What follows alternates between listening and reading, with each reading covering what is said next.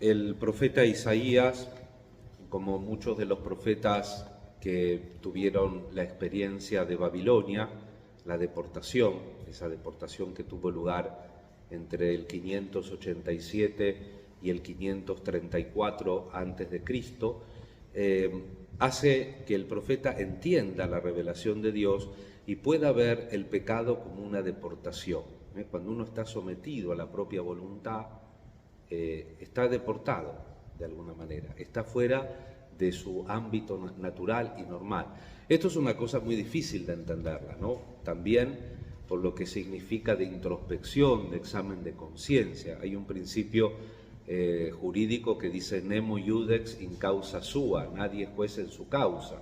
Pero nosotros, con la ayuda de la palabra de Dios, con la ayuda de los consejos, de la dirección espiritual y o de la confesión, tenemos que tratar de ir discerniendo aquello que es propio de la vida de cada uno de fe, en los diversos niveles de la vocación bautismal, ya sea en la vida laical, en la vida consagrada, en la vida matrimonial, en todas las formas de vidas apostólicas que el Señor nos regala también a través de la Iglesia y a través de las formas y de los tiempos. El Señor hoy nos invita a volver a Él, a salir. Jesús es, en el Nuevo Testamento, y de alguna manera lo profetiza Isaías en este cántico que estamos meditando, que nos van preparando estos cánticos también no solo para hacer una meditación práctica de examen de conciencia, sino también de contemplación. Este Mesías, este Jesús que es pastor, que es agricultor, que es médico y vieron cómo termina, ¿no? E incluso madre. Se olvida una madre de su... Si hubiese una madre que se olvide de su hijo, yo no te olvidaré nunca, Israel. El Señor que inclusive tiene ese aspecto de la misericordia. Cuando uno dice leos en griego, que traduce, la palabrita hebrea que traduce es rajamín, que es la entraña materna. Es lo propio físico. Recordemos que el hebreo no tiene abstractos, por eso es tan concreto. Para hablar de la misericordia de Dios, habla del útero, para decirlo directamente. Precisamente Dios es misericordia, ese Dios que se manifiesta en Jesús y que tiene que hacer la obra del Padre. Claro que todo uno puede, como yo siempre digo, trato de evitarlo, pero tiene obviamente un elemento, pero siempre es posterior y secundario. Toda la palabra de Dios, que es parenética, es exhortativa, tiene un último componente de cómo tengo que actuar yo. Pero lo primero que me muestra la palabra de Dios es quién es Dios, con quién me relaciono. Por eso es muy importante que nosotros hagamos ese trabajo de contemplación también en el misterio del Señor. Y por supuesto que hoy, a pesar de que parecería todo teórico en las lecturas, sin embargo tiene un aspecto práctico. ¿En qué trabajamos nosotros? Recordemos, ayer terminaba la palabra de Dios como empieza hoy. Mi padre siempre trabajo y yo siempre trabajo. Y dicen los judíos, este es algo más para matarlo, porque se hace igual al padre. Lo primero es que cura en sábado y lo segundo que se hace igual al padre.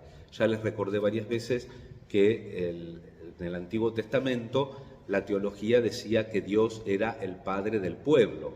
Si quieren, hasta hay partes del Antiguo Testamento que dice que es padre inclusive de los animales, pero no es padre de cada uno de los individuos. También esto es un aspecto que podemos meditar. ¿Vivimos plenamente la filiación? Jesús nos regaló el Padre Nuestro. Yo le puedo decir a Dios Padre. Eso que es propio de Él por naturaleza, nos lo ha hecho a nosotros por la sobrenaturaleza, por la gracia. ¿Cómo vivimos nuestra filiación?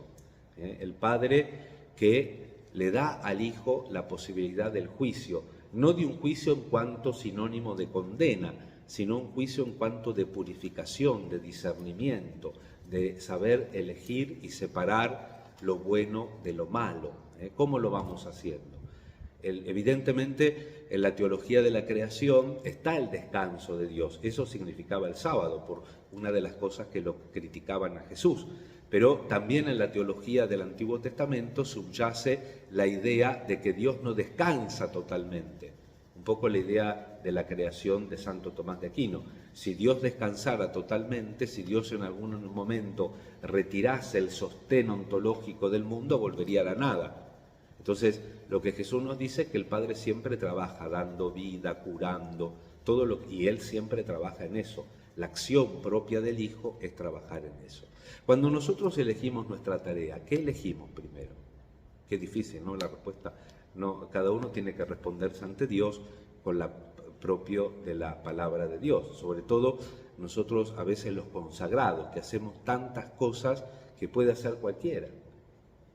Y mejor inclusive que nosotros. ¿Y cuáles son las cosas que elegimos? Trabajamos por todo lo que significa la vida, en todas estas dimensiones tan figurativas y tan evocadoras, ¿no? Que nos da el profeta Isaías: pastor, agricultor, médico, madre. Pidamos al Señor que nos dé esa gracia de profundizar en este tiempo de Pascua, en este día que la liturgia nos muestra la contemplación. Ayer veíamos al Hijo del Hombre curando a un paralítico. Curar, sacar de cuando estamos deportados, devolvernos a la libertad, cuando estamos postrados, hacernos caminar, porque el Señor vino a traer la vida. Que la Santísima Virgen nos ayude.